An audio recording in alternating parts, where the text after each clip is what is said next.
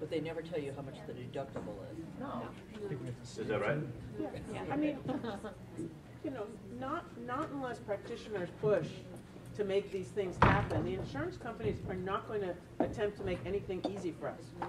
And if there's different rate structures, let's say in United for exchange versus commercial, why would United want to let us know what that card says? Okay?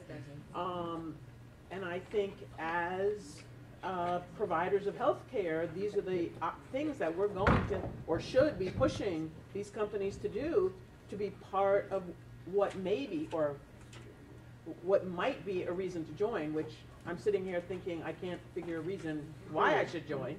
But I mean, historically we know that they will do nothing to make it easy for us. And historically, they have never been to deadline for anything. So my concern also is you decide, again, personally for whatever reason, to join an exchange. Come January 1st, do we really believe that they're going to be ready with this? I don't. But I agree with you that you should be letting your concerns known.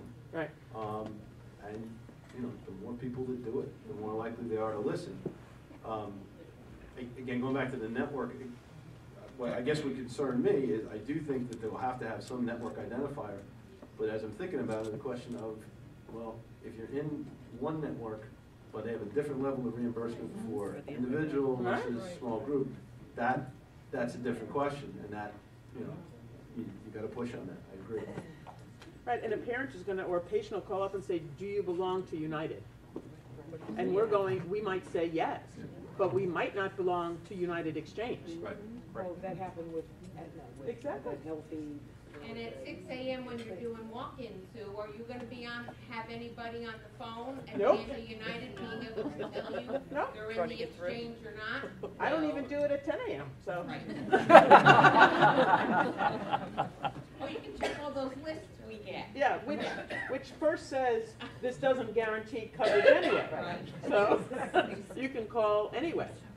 I have a question for Mark, from the County Medical Association perspective. I'm from Massachusetts originally. My dad is a physician in Massachusetts, and I don't know how he survived that. But what's happened in Massachusetts years ago is they made participation in some plans like this compulsory. If you chose not to participate, you would not get a medical license.